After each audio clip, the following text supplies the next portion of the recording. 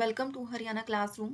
सो भाई, आज का जो सेशन रहने वाला है यानी मेराइन इंश्योरेंस वाली जो है लास्ट क्लास मैंने करवाई थी। सो उसमें भाई ये एक कंसेप्ट बचता है यानी principle of marine insurance. Important है। एग्जाम में हमेशा वो आप मेराइन इंश्योरेंस ले सकते हो। ठीक है।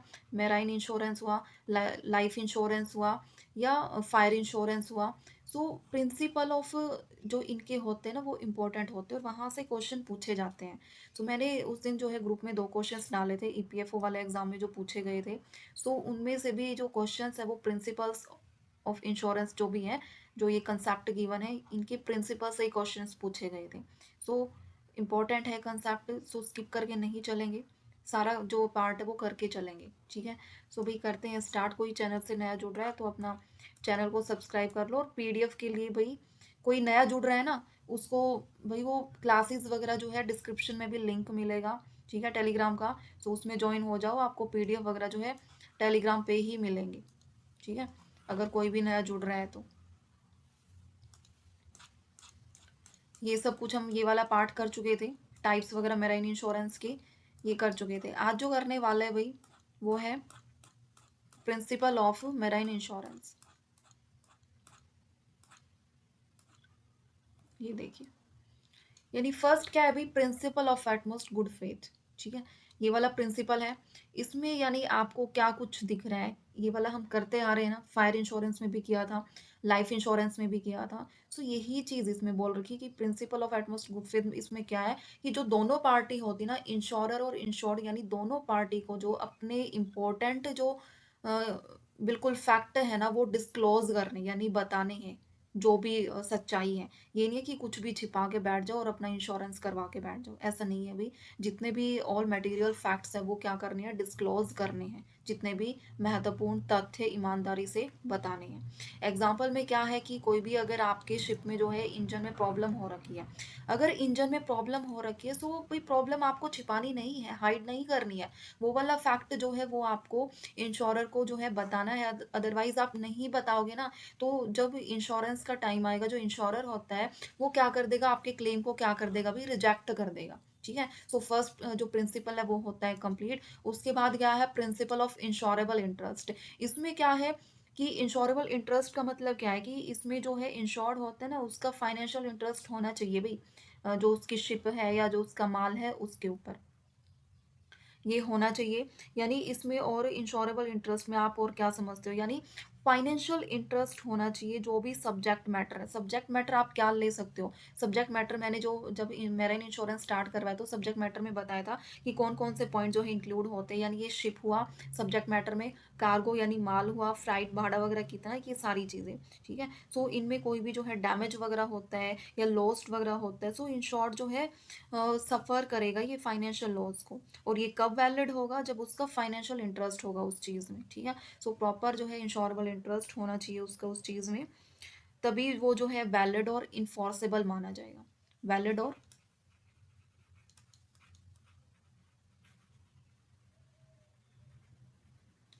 तब वो वैलिड और इन्फोर्सेबल माना जाएगा। अदरवाइज वो जो है वर्ड हो जाएगा, रिजेक्ट हो जाएगा। ठीक है। सो प्रॉपर इंश्योरेबल इंटरेस्ट होना चाहिए। इसमें दे रखा है कि कोई भी पर्सन है, उसका जो माल है, सामान है, कार्गो, वो कितना है, 5 लाख का है। सो उसमें जो है भाई क्या है, उसका प्रॉपर इंश्योरेबल इंटरेस्ट है। कोई भी जो स्ट्रेंजर है वो इंश्योर नहीं कर सकता, उसके सामान को वो नहीं बचा सकता। जो मेन है उसका इंश्योरेबल इंटरेस्ट होना चाहिए। ठीक है। एग्जाम्पल में आप क्या देख सकते हो कि अगर ए है कोई भी बंदा, उसको ए बंदा है, उसको क्या करना है, सामान जो है एक्सपोर्ट करना है इंडिया से दुबई। ठीक है। इंडिया से दुबई सामान क्या करना है भाई, उसको ट्रांसपोर्ट करना है। सो उस चीज़ में क्या है भी, जो एक्सपोर्टर है ना, एक्सपोर्टर जो है,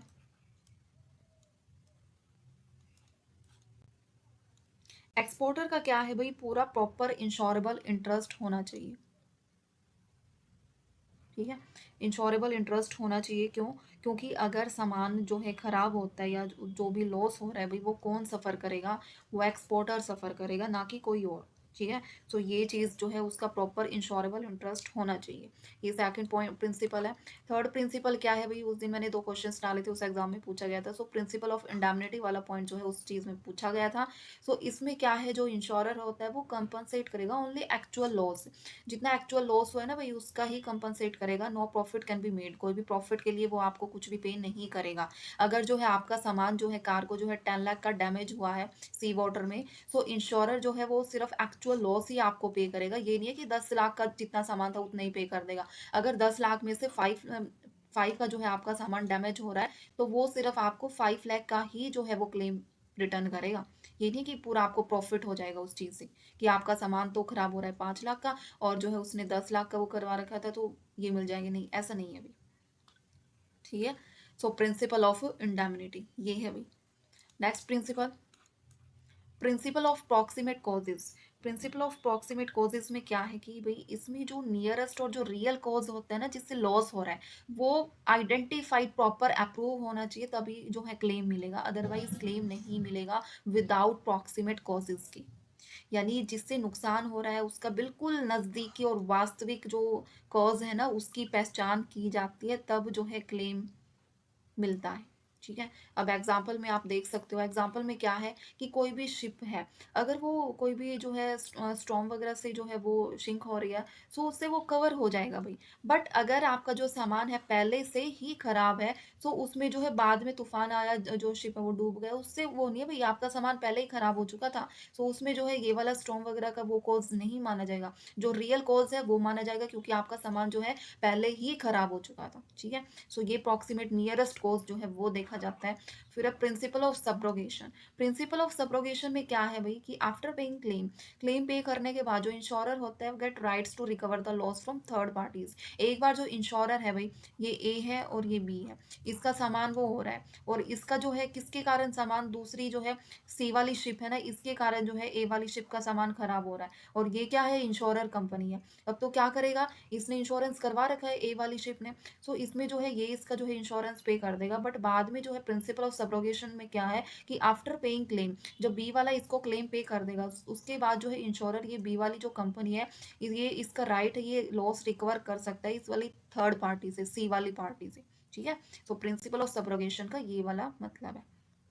यानी shipping company damages your cargo, अगर सामान जो है वो खराब हो जाता है, सो इंश्योरर पे करता है, तो बाद में वो थर्ड पार्टी से रिकवर कर सकता है। ठीक है।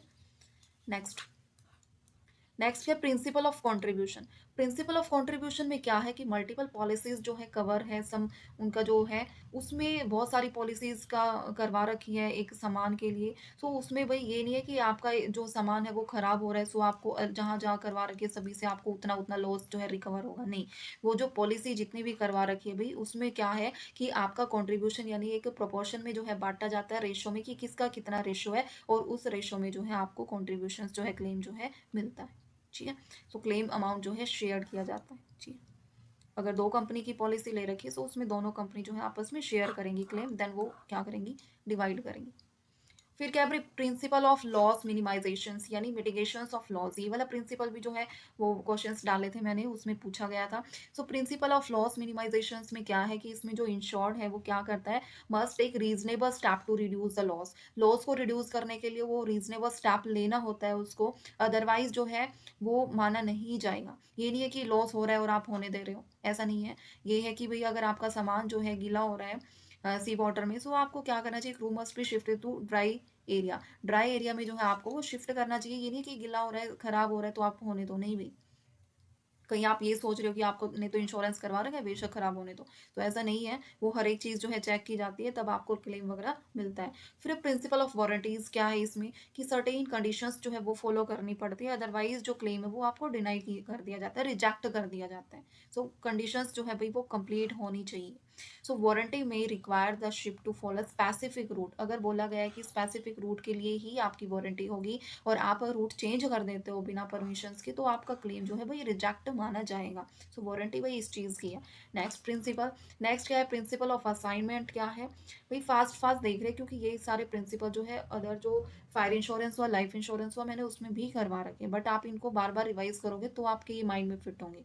सो मेराइन इंश्योरेंस में क्या है, पॉलिसी जो है, असाइनमेंट का मतलब क्या है, पॉलिसी आप ट्रांसफर कर सकते हो अनदर पार्टी को, ठीक है। तो इसमें अगर जो है सामान जो है, buyers can the insurance policy transfer in his name, अपने नाम पे वो ट्रांसफर कर सकते हैं, ठीक है। नेक्स्ट क्या है भाई, अब देख लेते हैं एमसीक्यूज।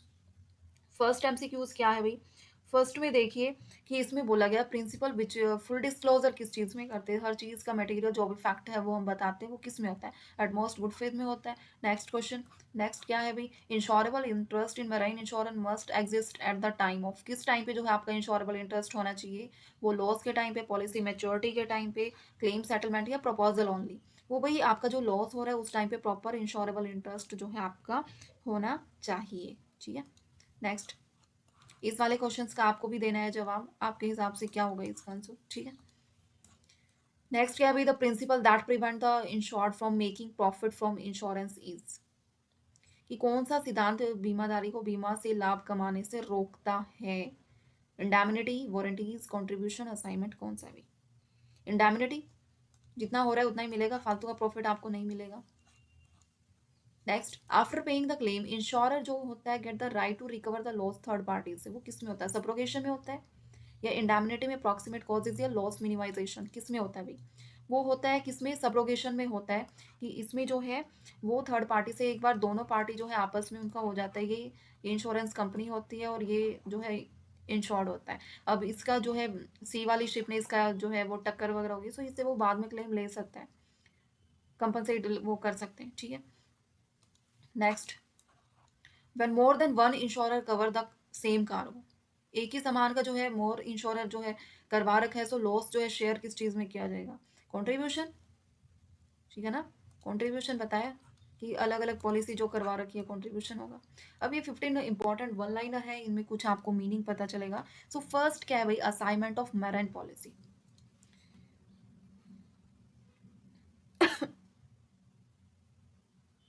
क्या है assignment of marine policy, means इसमें क्या है कि जो असाइनमेंट का मतलब क्या है कि पॉलिसी जो है आप अनदर पर्सन को क्या कर सकते हो, ट्रांसफर कर सकते हो, that is called the assignment. Next point क्या है कि असाइनी जो है, असाइनर और असाइनी क्या होता है, असाइनी इसमें जो है इंश्योरेंस का जो प्रॉफिट का रिसीव करने के लिए कर सकता है, ठीक है, वो इसमें होता है, इंश्योरेंस बेनिफिट जो है वो रिसीव कर सकता है कौन, असाइनी, ठीक है। उसके बाद वारंटीज क्या है, एक लीगल प्रॉमिस है भाई जो फॉलो किया जाता है मेराइन इंश्योरेंस कॉन्ट्रैक्ट में। सो इसमें दो टाइप की वारंटीज होती है, एक एक्सप्रेस वारंटी, दूसरा होता है इम्प्लाइड वारंटी, ये आपको याद रखना है। एक्सप्रेस वारंटी कौन से होते हैं, यानी स्पष्ट वारंटी, दूसरा दूसरा इम्प्लाइड वारंटीज में क्या है, निहित वारंटी, ठीक है। एक्सप्रेस में क्या है कि आप रिटर्न में जो है क्लियरली पॉलिसी डॉक्यूमेंट्स में आप शो करोगे, बट इम्प्लाइड में क्या है, आप लीगली जो है इन्फोर्स तो करोगे बट वो नॉट रिटर्न, राइट में नहीं होगी वो, ठीक है।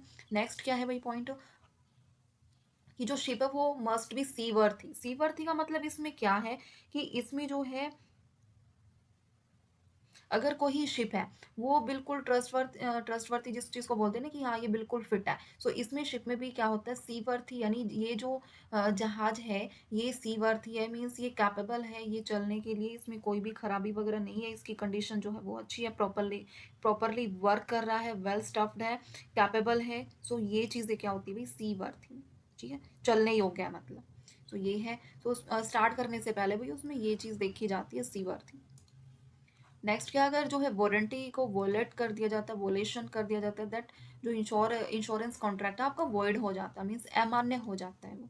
डेविएशंस का मतलब क्या होता है कि अगर जो है आप चेंज कर देते हो स्पेसिफिक रूट से, है ना, डेविएशन मतलब विचलन, कि रूट से वो हट जाता है स्पेसिफिक रूट से, सो डेविएशन उसको बोला जाता है। वैसे डेविएशन का मतलब क्या होता है, कमी आना किसी भी चीज में।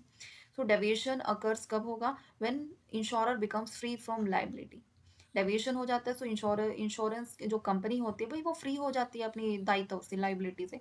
क्यों, क्योंकि उसने जिस रूट के लिए उसका इंश्योरेंस करवा रखा है वो उस रूट से वो हट जाता है ना, तो उसमें जो है उसकी उसकी जो लाइबिलिटी है वही तक दी थी जब तक उसका जो है सेम रूट पे चला हुआ था।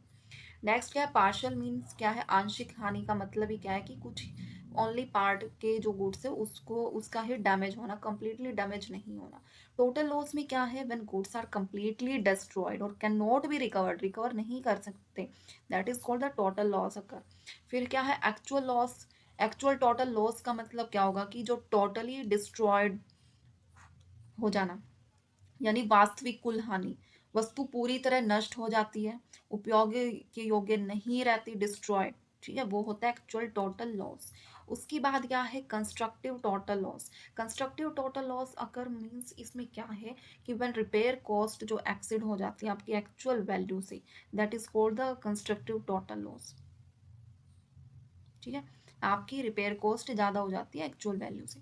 अब वैल्यूड और अनवैल्यूड पॉलिसी कौन सी होती है, वैल्यूड पॉलिसी वो पॉलिसी होती है जिसमें फिक्स्ड होती है भाई वैल्यू दोनों के बीच में कि इतना आपको इंश्योरेंस मिलेगा। बट अनवैल्यूड में क्या होता है, ये जो फिक्स्ड नहीं होती, at the time of loss ये कंपनसेशन डिसाइड किया जाता है लॉस को देख के, वो होता है अनवैल्यूड पॉलिसी, ठीक है भाई। सो ये होता है आपका मैराइन इंश्योरेंस होता है कंप्लीट, ठीक है। और इसमें प्रिंसिपल वगैरह कर लिए, एमसीक्यूज कर लिए, इंपॉर्टेंट फैक्ट्स वगैरह कर लिए, सारा कुछ कंप्लीट हो गया है। अब ये आपका मेराइन तक आपका इंश्योरेंस कंप्लीट होता है। अब 2-4 क्लास जो है कंप्यूटर की देखने वाले हैं जो इंपॉर्टेंट होंगी, ठीक है, ताकि कंप्यूटर का भी आपका साथ के साथ ही कंप्लीट हो जाएगा। प्लस में जो आपके एग्जाम पहले आने वाले हैं, देखिए भाई ये मैंने क्यों डिसाइड किया है, क्योंकि अब मैं आपका इंश्योरेंस करवा रही हूँ और इंश्योरेंस कोई बड़ी बात नहीं है, ये करवाने को 5 दिन में भी कंप्लीट करवाया जा सकता है, ठीक है। बट मैं थोड़ा थोड़ा लेके क्यों चल रही हूँ, क्योंकि अभी एग्जाम नहीं है तो आप थोड़ा थोड़ा कर लोगे वो सफिशियंट है। बट कंप्यूटर एक ऐसा सब्जेक्ट है कि मेरे को करवाना तो है ही, मैंने बीच में छोड़ रखा है। बट अगर मैं इसको पहले करवा दूंगी, क्योंकि इंश्योरेंस जो सब्जेक्ट है ना उसका अभी बेनिफिट नहीं है, उसका ओनली सीईटी एग्जाम में बेनिफिट होगा। अब बेनिफिट जो कंप्यूटर है उसका बेनिफिट हर एक एग्जाम में बेनिफिट होगा, वो केवीएस हो, ईएमआरएस हो, या कोई भी एग्जाम हो, दिल्ली पुलिस हो, या कोई भी एग्जाम हो, ठीक है। तो कंप्यूटर हर एक में बेनिफिट करेगा। सो क्यों ना भाई, ये मैं बीच में छुड़वा थोड़ी रही हूँ कि भाई ये करेंगे नहीं, मैंने मेराइन तक कंप्लीट करवा दिया, यहाँ तक अपना मार्क कर लेना। नेक्स्ट कंप्यूटर की जो है क्लास कंप्लीट करके इंपॉर्टेंट एमसीक्यूज वगैरह हर एक चीज़ यहाँ से भाई गारंटी है, यहाँ से आपके क्वेश्चंस बन जाएगा जितना मैं कंप्यूटर करवाऊंगी, ठीक है। बस आपको बिल्कुल फॉलो करना है। सो ये चीज़ें मेरे को आपको बतानी थी। सो भाई चैनल से जुड़े रहिए और जो है लाइक कीजिए, शेयर कीजिए ताकि सबकी हेल्प हो। और कोई नया जुड़ रहा है तो टेलीग्राम ग्रुप को ज्वाइन कर लो।